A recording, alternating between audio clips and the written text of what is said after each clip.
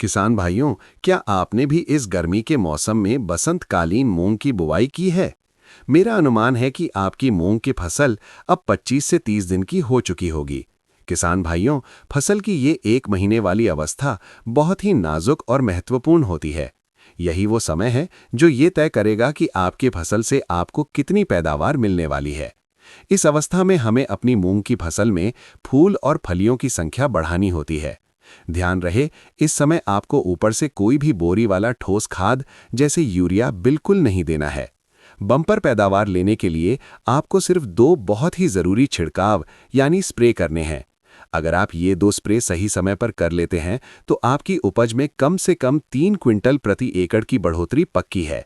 आइए जानते हैं इन दोनों स्प्रे का सही समय और सही मात्रा क्या है।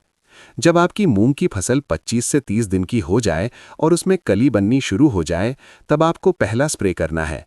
ये स्प्रे फूलों की संख्या बढ़ाएगा और कली को मजबूती देगा।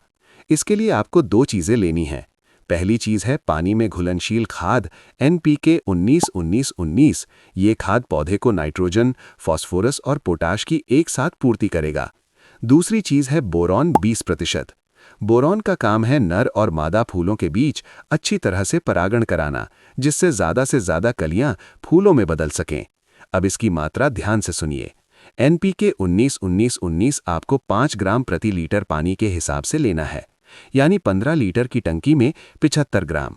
और बोरॉन आपको 1 ग्राम प्रति लीटर पानी के हिसाब से लेना है, यानी 15 लीटर की टंकी में केवल 15 ग्राम।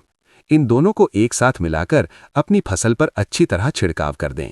किसान भाइयों, पहला स्प्रे करने के लगभग 15 दिन बाद जब आपकी फसल में पूरी तरह फूल आ जाएं, तब आपको दूसरा स्प्रे करना है। जैसे ही मार्च के अंत या अप्रैल में गर्मी बढ़ती है, पौधे के अंदर से पानी उड़ने लगता है। इस गर्मी से घबराकर पौधा अपने अंदर इथाइलिन नाम की एक गैस बनाता है। ये गैस पौधे को संकेत देती है कि पानी बचाने के लिए फूलों को नीचे गिरा दो। इसी फूल झड़ने की समस्या को रोकने और लंबी फली बनाने के लिए ये दूसरा स्प्रे किया जाता है। इस स्प्रे में भी आपको दो चीजें मिलानी हैं। पहली चीज है NPK 0-52-34। इसमें 52% फास्फोरस है जो फूल बनाएगा और 34% पोटाश है जो फलियों में दानों का भराव करेगा। दूसरी चीज है प्लानोफिक्स। ये एक तरह का कृत्रिम हार्मोन है। ये पौधे को धोखा देकर ये महसूस कराता है कि मौसम बिल्कुल ठीक है, कोई गर्मी नहीं है। इससे फूल झड़ना तुरंत रुक जाते हैं और वे फली में बदल जाते हैं। इसकी मात्रा बहुत ही सावधानी से लेनी है। NPK 0-52-34 आपको 5 ग्राम प्रति लीटर पानी में लेना है, यानी 15 लीटर की टंकी में 75 ग्राम। और प्लानोफिक्स की मात्रा 15 लीटर की टंकी में मात्र 3 मिलीलीटर यानी 3 ml रखनी है। ध्यान रहे, 3 मिलीलीटर से एक बूंद भी ज्यादा ना हो। ये एक चाय की चम्मच से भी कम होता है। एक और जरूरी बात, जब तापमान बढ़ता है तो मूंग की पत्तियों पर सफेद पाउडर जैसा रोग यानी फफूंदी लग जाती है। इससे पत्तियां पीली पड़ने लगती हैं। अगर आपको अपने खेत में ऐसा कोई लक्षण दिखे तो इसके बचाव के लिए हेक्साकोनाजोल नामक दवा का छिड़काव करें। आपको 1 मिलीलीटर दवा को 1 लीटर पानी में मिलाकर स्प्रे करना है। आपकी फसल एकदम निरोगी रहेगी।